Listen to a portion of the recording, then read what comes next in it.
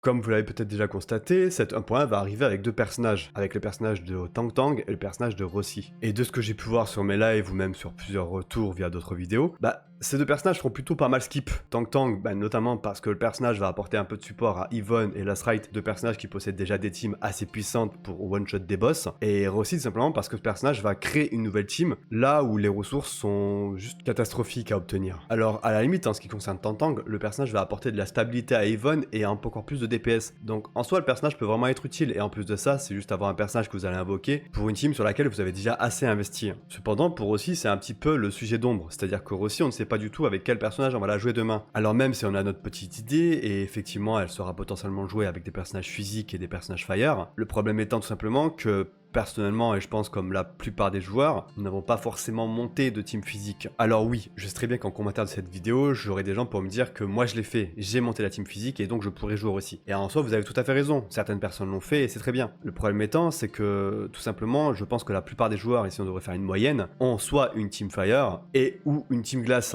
Tout simplement parce qu'on a eu Levatane en première bannière et ensuite on a eu Yvonne et évidemment Gilberta qui est un personnage plutôt polyvalent. Et donc évidemment, si demain on doit faire des statistiques, j'en suis persuadé qu'on aura certainement en haut du panier Yvonne, donc la team glace, ensuite on aura une team fire, ensuite la team électrique et pour finir la team physique. Et du coup dans cette vidéo, je vais vous donner un petit peu mon avis sur le jeu et sur son avenir potentiel. Mais avant, je tenais à vous présenter le partenaire de cette vidéo qui n'est autre que Lootbar. Alors Lootbar, qu'est-ce que c'est? Bon, en vrai je me doute que vous connaissez déjà, mais je vous le présente quand même. Lootbar vous permet tout simplement d'accéder à la boutique de tous vos jeux préférés, comme par exemple Arc Titanfield, Wuthering Wave, Genshin Impact. Vous pourrez y trouver le pass mensuel, le Battle Pass, et également toute la boutique que vous avez dans le jeu, mais à des prix très compétitifs. Il y a la possibilité de faire un panier avec plusieurs articles pour tout prendre en une seule fois, c'est plutôt pas mal. Maintenant, comment ça fonctionne? C'est très simple, vous avez ici un petit tuto qui vous montre comment faire. En gros, il vous demande vos logins de connexion. Alors évidemment, pour les gens débutatifs, je peux comprendre que vous soyez un peu inquiet. Maintenant, sachez qu'il n'y a aucun risque.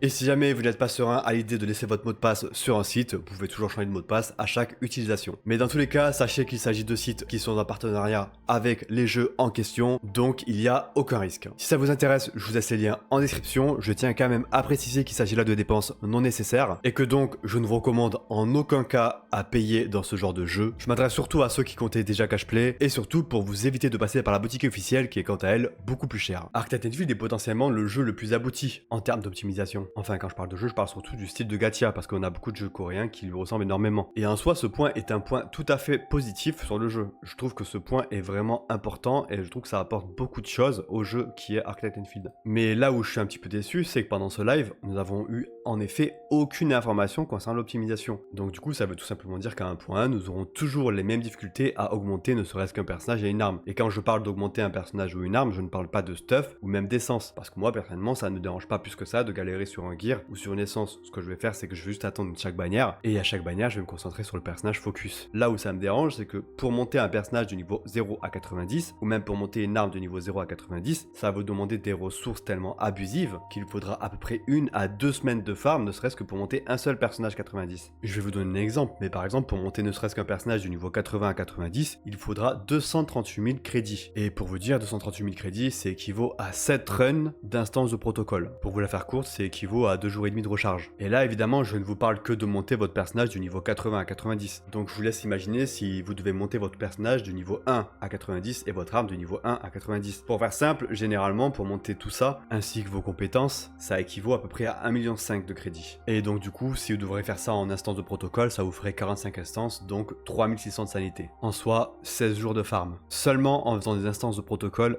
pour des crédits. Donc je vous laisse imaginer si vous devez également farmer des essences pour votre personnage, pour essayer de monter votre essence, des matériaux d'optimisation, que ce soit de compétences, d'armes ou même de personnages. Et si demain vous devez évidemment monter une seconde team pour Rossi qui arrivera à un point, c'est quasiment impossible. Et cela même si vous avez des événements, des quêtes ou même de l'exploration à un point. Et en soi le problème c'est que ça ne va même pas porter préjudice qu'à nous, ça va également porter préjudice au studio. Simplement parce que demain du coup on voit clairement qu'il y a beaucoup de personnes qui vont skip ces deux personnages. De un, Tang Tang parce qu'elle n'est pas forcément game changer, même si je pense que tous les mains Yvonne ou Glace vont l'invoquer, et du coup c'est un bon point. Et de deux, parce que Rossi va apporter quelque chose pour une team que nous ne possédons pas actuellement. Et encore une fois, et je tiens absolument à le préciser, ce n'est pas du tout la faute des personnages, ni même de la team physique ou électrique, mais surtout du fait que actuellement dans Arc Titanfield, nous galérons énormément à nous optimiser, c'est-à-dire à monter des personnages ne serait-ce que du level 1 à 90, des armes également, des essences, des matériaux d'optimisation, et en soi, bah, c'est ça le problème. Pour la faire simple, le jeu est beaucoup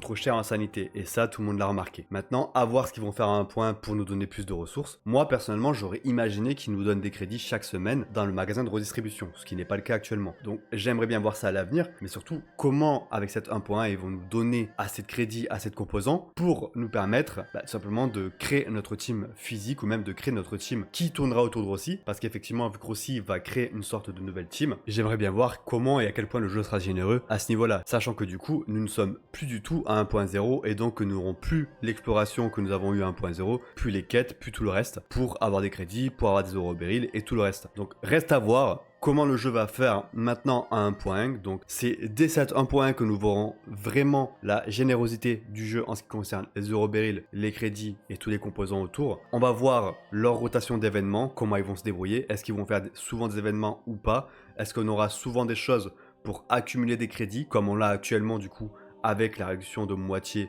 pour les instances de protocole. D'ailleurs, ça dure 9 jours et ça, c'est plutôt cool. Mais voilà, reste à voir comment ils vont faire ça à partir de cette 1.1, comment le jeu va nous donner assez de crédit, assez de composants d'optimisation pour monter nos personnages, parce que oui, Rossi va arriver avec une nouvelle team, j'en suis persuadé. Maintenant, reste à savoir comment nous allons faire pour créer cette team, parce que ceux qui ne l'ont pas créé, ceux qui ont juste créé des teams pour Levatane et Yvonne, comment nous allons faire demain pour optimiser la team qui tournera autour de Rossi, sachant qu'actuellement le jeu est très compliqué, ne serait-ce que pour monter des personnages et des armes du niveau 1 à 90. Personnellement, actuellement, je me concentre sur l'arrivée de Tang Tang, donc je suis en train de farmer vraiment mes crédits, mes proto-aidres, tout ça pour Tang Tang. Je ferai la même chose ensuite pour Rossi, donc dès que j'aurai eu Tang Tang, je vais commencer à farmer pour Rossi, et malheureusement, en ce qui concerne les personnages qui tourneront autour de Rossi, donc potentiellement Administrator ou Pog, bah là par contre, je ne sais pas du tout comment je vais faire pour les monter, sachant qu'après je vais me concentrer sur un personnage qui arrivera à 1.2, etc., etc. Donc vraiment à voir la 1.1, ce qu'elle va nous donner, ce qu'elle va proposer, et du coup on verra bien comment ça va se passer. Voilà les gars, c'était une petite vidéo pour parler un petit peu de tout ça, un petit peu des problèmes qu'on a actuellement sur l'optimisation, car effectivement durant ce live, durant cette vidéo, ils n'ont parlé aucunement de tout ça, même s'ils l'ont mentionné, mais ils n'ont pas parlé de modification en tout cas sur l'optimisation. Donc je pense que ça arrivera potentiellement sur les mises à jour à venir. Maintenant reste à savoir comment ça va se passer sur 1.1. Est-ce que ce sera très compliqué de monter nos personnages? On verra bien. C'était Obac, je vous dis à très bientôt pour une nouvelle vidéo. Donnez-moi votre avis en commentaire tout en restant poli, bien sûr. Je vous dis à très bientôt. La bise.